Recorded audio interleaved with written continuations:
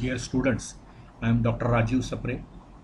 This is the first lecture about the chapter arithmetic progression, and this is a part of video series lecture about SSC mathematics.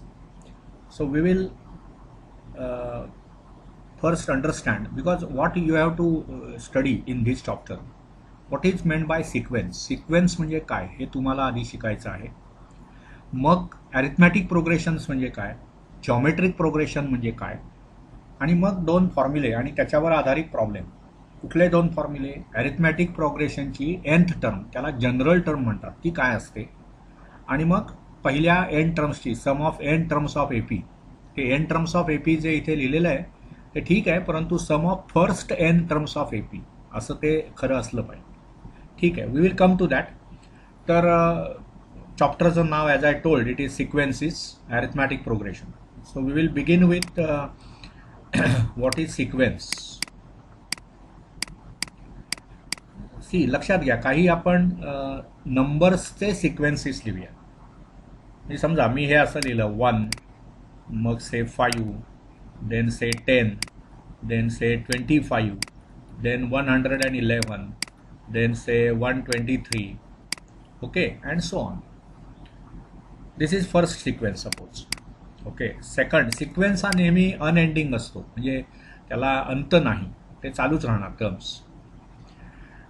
Okay, दुसरा sequence आपण असा घेऊया 5, मग 10, मग से 20, मग 40, मग 80, मग 160 अँड सो ऑन.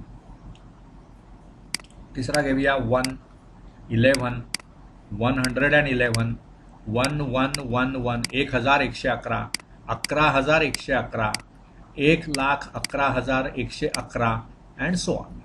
म्हणजे इथे एक अंकी संख्या आहे, इथे दोन अंकी संख्या पण दोन्ही वन्स, इथे तीन अंकी संख्या पण तिन्ही वन्स, चार अंकी संख्या चारही वन आहेत. ते असा हा एक सिक्वेन्स आहे.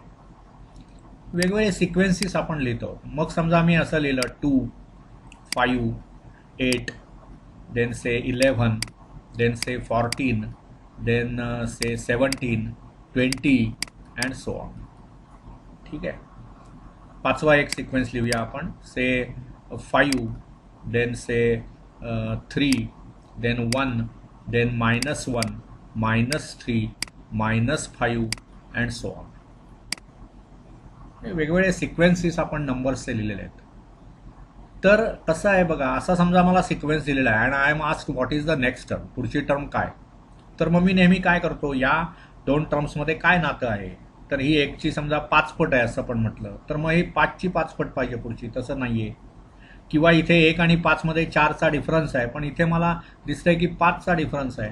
इथे तर पुढे 15चा डिफरन्स आहे, इथे तर पुढे प्रचंड 75 आणि 11 86चा डिफरन्स आहे, पुढे 12चा डिफरन्स आहे. So there is no particular formula. कुठलाही असा विशिष्ट फॉर्म्युला मला इथे दिसत नाहीये की त्याच्यामुळे मला पुढची टर्म या सिक्वेन्समधली सांगता येईल. म्हणजेच काय झालं, this is a sequence of numbers, but there is no particular rule which governs the terms of this sequence. आता इथे काय होतं बघा, 5 नंतर मग 10 आहे, म्हणजे तुम्ही असं म्हणाल की 5ची दुप्पट 10 आहे. Okay, good. मग 10ची दुप्पट 20 आहे. अरे छान, म्हणजे मला रिलेशन मिळत चाललं. 20ची दुप्पट 40 आहे, 40ची दुप्पट 80 आहे, 80ची दुप्पट 160 आहे. ठीक आहे, म्हणजे या सिक्वेन्समध्ये हा पण एक सिक्वेन्सच आहे, पण there is no particular formula which deals with the terms of this sequence. पण इथे फॉर्म्युला आहे. काय फॉर्म्युला आहे, तर पहिल्या टर्मला मी 2 ने गुणलं की पुढची टर्म मिळाली, त्याला पुन्हा 2 ने गुणलं की त्याच्या पुढची टर्म मिळाली, त्याला पुन्हा 2 ने गुणलं की त्याच्या पुढची टर्म मिळाली, 40ला पुन्हा 2 ने गुणलं की 80 मिळाली. म्हणजे इथे या सर्व ज्या टर्म्स आहेत त्या सिक्वेन्समध्ये नंबर्सच्या, there is a particular formula behind these terms. I can predict what will be the next term. 160ची दुप्पट करावी लागेल मला, 16 दुणे 32, म्हणजे ती 320 असेल. So there is certain rule which governs the terms of this sequence. म्हणजेच काय, मला या सिक्वेन्समधली पुढची टर्म काय आहे हे मला सांगता येईल. हा त्यातला मुद्दा लक्षात घ्या.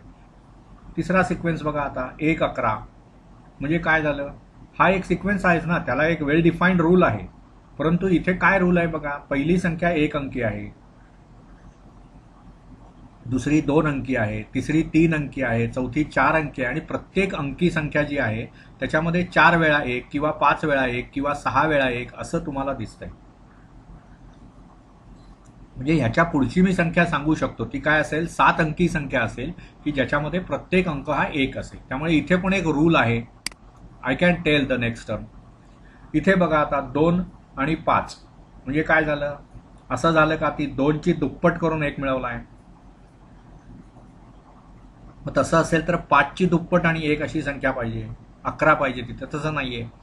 मग तुम्ही दुसरं काय असू शकतं बघा, ह्यातला डिफरन्स बघा, 2 मध्ये किती मिळवल्यानंतर 5 मिळतात, 3. ओके, मग 5 मध्ये 3 मिळवलं की 8 मिळालं. Okay, good. So there is certain formula. 8 मध्ये 3 मिळवलं की 11 झालं, 11 मध्ये 3 मिळवलं की 14, 14 मध्ये 3 मिळवलं की 17. Okay, so there is certain rule behind and I can tell 20 मध्ये 3 मिळवले की मला 23 मिळणार, त्याच्या पुढची संख्या 26 असेल असं मी सांगू शकतो. तसंच इथे काय झालं बघा, 5 आणि 3 दिसतंय, म्हणजे मला लगेच लक्षात काय येईल, 5 मधून मी 2 वजा केलं, 3 आलं, 3 मधून 2 वजा केलं, 1 आलं, 1 मधून 2 वजा केलं, वजा 1, वजा 1 मधून 2 वजा, वजा 3, वजा 3 मधून 2 वजा, वजा 5 अँड सो ऑन. म्हणजे इथे पण एक रूल आहे. म्हणजे पहिला जो सिक्वेन्स आपण लिहिलाय, पहिला जो नंबरची लिस्ट म्हणूया आपण लिहिलेली आहे आपण, त्याच्यामध्ये कसलाही रूल नाहीये, रॅन्डमली काहीही आपण, म्हणजे त्याच्यामध्ये तुम्हाला नेक्स्ट टर्म कधीच सांगता येणार नाही याच्यामध्ये काय असेल, कारण काय आधीच्या टर्म्सचा मी जर अभ्यास केला तर मला ह्याच्यामधून कुठलाही फॉर्म्युला इमर्ज करता येत नाही. म्हणून हा एक लिस्ट आहे नंबर्सची, but that is not a sequence. सिक्वेन्समध्ये काय पाहिजे की there should be some formula which will allow you to tell the next term of the sequence. इथे त्याची व्याख्या दिली आहे बघा तुमच्या पुस्तकामध्ये, ती तुम्ही नीट लक्षात घ्या. त्यांनी काय म्हटलंय बघा, see what they have said, a set of numbers, okay, where the numbers are arranged in a definite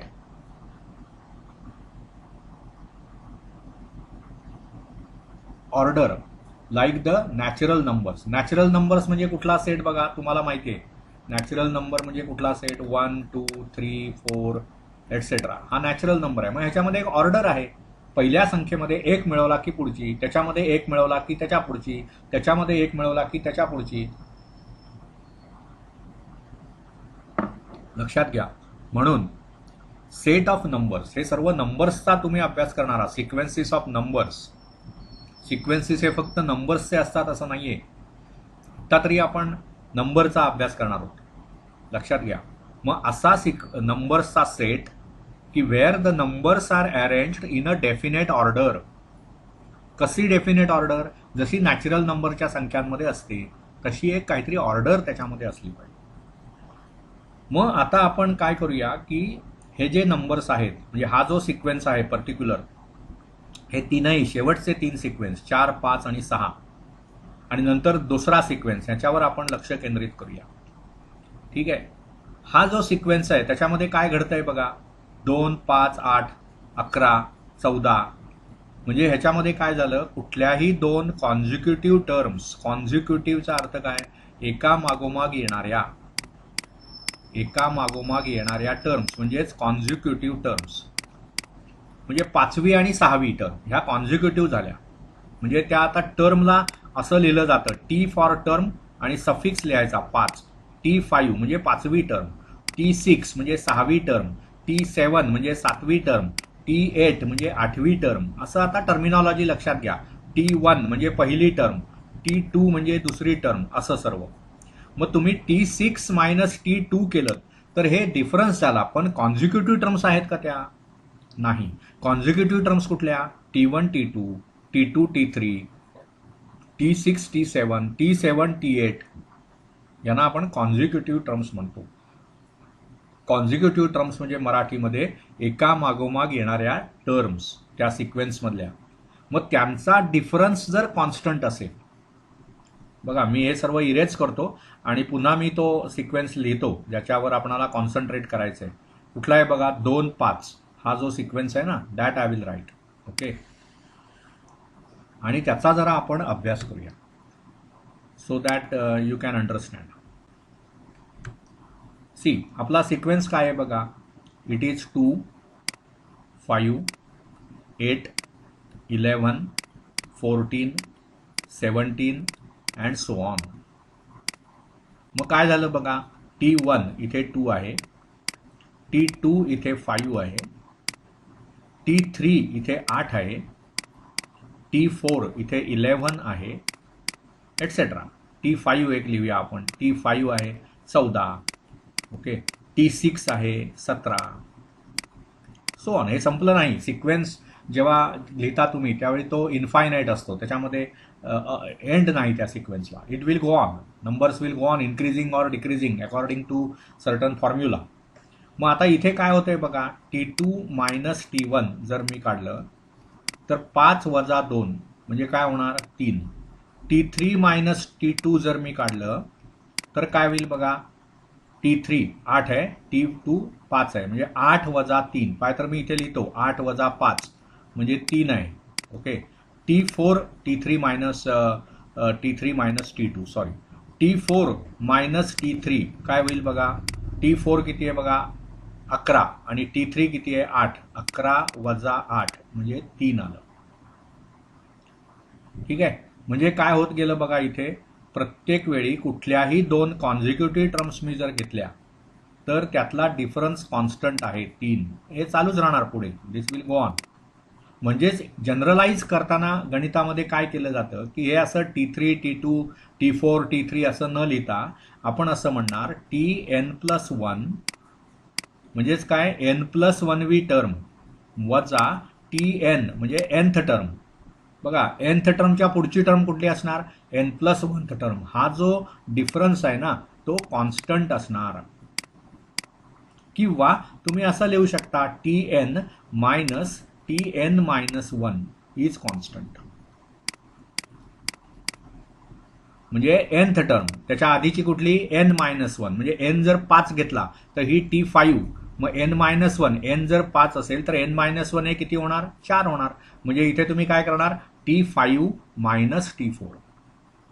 बघा जनरलायझेशन हे गणितामध्ये खूप वेळा केलं जातं. हे पर्टिक्युलर गोष्ट झाल्या, स्पेसिफिक केसेस झाल्या. इथे n ची व्हॅल्यू 3 आहे म्हणून n-1 हा 2 आहे. इथे n ची व्हॅल्यू 4 आहे म्हणून n-1 हा 3 आहे. म्हणून तुम्ही लिहिताय T4 मायनस T3. पण इन जनरल मी काय लिहिणार Tn minus Tn-1 is constant किंवा Tn+1 minus Tn is constant. Constant त्या कॉन्स्टंटलाच डिफरन्स म्हणतात. त्याला काय म्हणतात कॉमन डिफरन्स. कॉमन डिफरन्स तो जो कॉन्स्टंट असेल ना त्याला कॉमन डिफरन्स म्हणतात. आणि अरिथमॅटिक प्रोग्रेशनचं जे लिटरेचर आहे त्याच्यामध्ये 2 गोष्टींना फार महत्त्व आहे. फर्स्ट टर्म त्या म्हणजे सिक्वेन्सची पहिली टर्म काय आहे तर त्याला आपण ए म्हणणार आणि हा जो काही कॉमन डिफरन्स आहे त्याला आपण डी म्हणणार. असे आता इथे या आपल्या प्रॉब्लेममध्ये डी म्हणजे 3 आहे. म्हणजे असा सिक्वेन्स लक्षात घ्या. आता ही महत्त्वाची डेफिनेशन आहे. असा सिक्वेन्स की ज्याच्यामध्ये प्रत्येक 2 कॉन्झिक्युटिव्ह टर्म्सचा डिफरन्स हा कॉन्स्टंट असेल त्याला आपण म्हणणार अरिथमॅटिक प्रोग्रेशन. म्हणजे हे अरिथमॅटिक प्रोग्रेशन आहे कारण प्रत्येक 2 कॉन्झिक्युटिव्ह टर्म्स कुठल्याही त्यातल्या घ्या त्यातला डिफरन्स 3 आहे. लक्षात घ्या. म्हणून मग आता आपण असं करूया की अरिथमॅटिक प्रोग्रेशनची डेफिनिशन काय आहे आणि मग काही उदाहरणं आपण बघूया. तुमच्या पुस्तकामध्ये पण ती डेफिनिशन दिलेली आहे. बघा काय डेफिनिशन असणार आहे. टर्म्स ऑफ द सिक्वेन्स वगैरे झाल्यानंतर हे बघा अरिथमॅटिक प्रोग्रेशनची व्याख्या तुम्हाला इथे देणार ते लोक. काय दिलेली आहे व्याख्या बघा. If in a sequence if difference कशामधला डिफरन्स Tn+1 म्हणजेच काय टी म्हणजे टर्म कितवी टर्म n+1वी टर्म मायनस Tn म्हणजेच nth टर्म. मग nth टर्म nला काही व्हॅल्यू द्या. n समजा मी 5 घेतलं तर n+1 6 होणार म्हणजे T6 मायनस T5 झालं. एन म्हणजे 10 असेल तर n+1 11 झालं, म्हणजे T11 minus T10 is constant. हा जर डिफरन्स कॉन्स्टंट असेल then the sequence is called arithmetic progression. बघा महत्वाची डेफिनिशन आहे. आणि इन अॅन एपी, त्याला शॉर्टमध्ये एपी म्हणतात, arithmetic progression. The difference between two consecutive terms is constant आणि denoted by D. Difference D can be positive, negative or zero. बघा आता समजा मी आता असा समजा सिक्वेन्स घेतला. काय घेतला सिक्वेन्स की समजा दुसरा एक घेऊया आपण, 5 मग 3 मग 1 मग -1 मग -3 -5 अँड सो ऑन. हा जर मी डिफरन्स घेतला, म्हणजे हा जर सिक्वेन्स घेतला, तर हे अरिथमॅटिक प्रोग्रेशन आहे का? विचार करा. इथे बघा कॉन्झिक्युटिव्ह टर्म्स बघा, 3 वजा 5 हा डिफरन्स किती आहे? 3 वजा 5 पहिल्या दोन टर्म्स मधला, म्हणजे T2 मायनस T1 जर मी केलं, T2 म्हणजे सेकंड टर्म, T1 म्हणजे फर्स्ट टर्म, म्हणजे 3 वजा 5 बघा ते किती आहे? -2. T3 मायनस T2 मी केलं समजा, हे किती आहे बघा? 1 - 3, पुन्हा ते किती झालं? -2. मग T4 मायनस T3 मी केलं तर ते किती होणार? -1 -1 म्हणजेच -2. सो प्रत्येक वेळी बघा डिफरन्स -2 आहे. So this sequence is AP. AP म्हणजेच अरिथमॅटिक प्रोग्रेशन. का एपी? तर Tn+1 minus Tn is constant. आणि किती आहे तो constant? -2 constant, and it is equal to -2 for all n belonging to capital N. आता फॉर ऑलला पण एक नोटेशन आहे, असा व्ही काढायचा आणि इथे डॅश द्यायची. फॉर ऑल, हे फॉर ऑलचं नोटेशन. फॉर ऑल म्हणजे असं प्रत्येक वेळी लिहायला नको. हे मॅथमॅटिकल सिम्बॉल्स तुम्ही गणितीय मजकूर लिहिताना वापरू शकता. त्यामुळे आता आपण काय लिहिणार? कुठला सिक्वेन्स हा अरिथमॅटिक प्रोग्रेशन आहे असं म्हणणार तुम्ही? Tn+1 minus Tn is constant. प्रत्येक वेळी -2 नव्हे, इथे तो कॉन्स्टंट आहे. For all n belonging to capital. म्हणजे इथे या सिक्वेन्सच्या बाबतीत आपण काय म्हणणार की Tn+1 minus Tn is equal to -2 for all n belonging to capital N. So it is AP. So it is म्हणजे काय? That sequence is arithmetic progression. समजलं का? This is very important thing that I am telling. मग इथे तुमचा common difference किती आला बघा? Common difference here that is D is -2. लक्षात घ्या.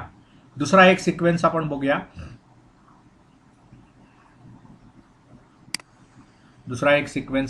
वेगवेगळ्या सिक्वेन्सेसचा अभ्यास केल्यानंतरच आपल्या आयडियाज क्लिअर होतील. So the next sequence that we will do will be 2, then say 5, then 8, then 11, जो आत्ता आपण अभ्यासला होता 14 एटसेट्रा. आता इथे काय होतंय बघा? Tn+1 मायनस Tn म्हणजे कुठल्याही दोन कॉन्झिक्युटिव्ह टर्म्स बघा, 5 वजा 2 3 आहे डिफरन्स, 8 वजा 5 डिफरन्स 3 आहे, 11 वजा 8 डिफरन्स 3 आहे, म्हणजे is equal to 3 for all n belonging to capital N. आता ही सिम्बॉल्स वापरायची सवय ठेवा. याचाच अर्थ फॉर ऑल n, कुठलाही n घेतलात, फॉर ऑलचा अर्थ काय? कुठलाही n घेतलात तर, म्हणजे समजा n म्हणजे मी 15 घेतलं तर T16 वजा T15, n 15 घेतला ना आपण, म्हणजे n+1 16 होणार. हे कॉन्स्टंट असेल, right? Then we will say that this is an arithmetic progression. हा त्यातला मुद्दा तुम्ही लक्षात घ्या की अरिथमॅटिक प्रोग्रेशन मी कधी म्हणणार. ओके, त्यामुळे पहिला आधी ही आयडिया आपल्याला क्लिअर पाहिजे की व्हॉट इज अरिथमॅटिक प्रोग्रेशन. हां, आणि इथे काय झालं बघा, हा जो इथे डिफरन्स आहे म्हणजे या पर्टिक्युलर एक्झाम्पलमध्ये, तर हे आपण पहिलं एक्झाम्पल घेतलं होतं मगाचं, ते बघूया. हे दुसरं एक्झाम्पल. याच्यामध्ये तुम्हाला असं जाणवेल की तुमचा जो कॉमन डिफरन्स आहे दुसऱ्या एक्झाम्पलमध्ये, तो कॉमन डिफरन्स म्हणजे CD common difference which is denoted by D, तो इथे आपला 3 आहे. म्हणजे इथे तो निगेटिव्ह आहे, इथे तो पॉझिटिव्ह आहे. आणि मग समजा मी तिसरा सिक्वेन्स असा घेतला 3 3 3 3 अँड सो ऑन.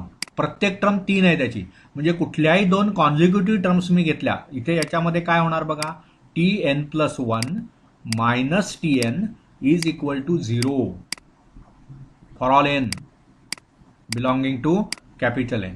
म्हणजेच इथे काय झालं, तिसरं जे आपण सिक्वेन्स घेतला तो AP आहे आणि त्याच्यामध्ये कॉमन डिफरन्स जो आहे D तो 0 आहे. त्यामुळे अरिथमॅटिक प्रोग्रेशन म्हणजे काय हे आधी लक्षात घ्या. अरिथमॅटिक प्रोग्रेशन म्हणजे Tn+1 असा सिक्वेन्स, जनरली आपण सिक्वेन्स ट्रायंग्युलर ब्रॅकेटने किंवा तो गोल ब्रॅकेटमध्ये दाखवतात, सर्क्युलर ब्रॅकेट्समध्ये Tn जनरल टर्म तिथे लिहू शकता तुम्ही. असा सिक्वेन्स Tn की Tn+1 minus Tn is constant. Okay, त्याला आपण काय म्हणणार, arithmetic progression is arithmetic progression. हा जो डिफरन्स आहे त्या डिफरन्सलाच काय म्हणतात, common difference, CD. What is that called, common difference. आणि तो कुठल्या लेटरने दाखवतात, D. तो D कसा असू शकतो, निगेटिव्ह पण असू शकतो, पॉझिटिव्ह असू शकतो, 0. आता जर D 0 असेल तर असा सिक्वेन्सच्या टर्म्स सेम असणार, कॉन्स्टंट असणार, ते सिक्वेन्सच तो कॉन्स्टंट असेल, no change in the terms. Negative असेल त्यावेळी त्या टर्म्स उतरत्या क्रमाने येणार. बघा ह्याच्या आधीचा जो सिक्वेन्स होता पाय, तर तो मी पुन्हा इथे लिहितो. त्याच्यामध्ये काय केलं बघा आपण, म्हणजे पहिला सिक्वेन्स ॲक्च्युअली, तो पहिली टर्म त्याची 3 होती, मग 1 होता, मग -1 होता, मग -3 होता. टर्म्स उतरत्या क्रमाने येणार. इथे पॉझिटिव्ह डिफरन्स असेल त्यावेळी चढत्या क्रमाने येणार आणि 0 डिफरन्स असेल त्यावेळी प्रत्येक टर्म त्याची सेम असणार. हा आधी फरक लक्षात घ्या. त्यामुळे या एका लेक्चरमध्ये आपण सिक्वेन्स म्हणजे काय, अरिथमॅटिक प्रोग्रेशन म्हणजे काय, कॉमन डिफरन्स म्हणजे काय, पहिली टर्म कशासाठी महत्त्वाची आहे. बघा आपण असं म्हटलं की अरिथमॅटिक प्रोग्रेशनचा जे काही सर्व लिटरेचर असणार आहे, अरिथमॅटिक प्रोग्रेशनचा जो काही सर्व अभ्यास असणार आहे, त्याच्यामध्ये अरिथमॅटिक प्रोग्रेशनच्या पहिल्या टर्मला नेहमी A म्हटलं जातं, that is the notation for that. आणि कॉमन डिफरन्स जो आहे तो D ने दर्शवला जातो. त्यामुळे आपण या पर्टिक्युलर लेक्चरमध्ये अरिथमॅटिक प्रोग्रेशन म्हणजे काय, A म्हणजे काय, D म्हणजे काय, Tn म्हणजे काय वगैरे वगैरे शिकत आलो. आणि सिक्वेन्स आणि अरिथमॅटिक प्रोग्रेशन याच्यामध्ये काय फरक आहे. असा सिक्वेन्स की ज्याच्यामधल्या कुठल्याही दोन कॉन्झिक्युटिव्ह टर्म्सच्या डिफरन्स कॉन्स्टंट असेल त्याला आपण अरिथमॅटिक प्रोग्रेशन म्हणणार. Okay, we will continue in the next lecture. I hope you enjoyed this lecture. Thank you.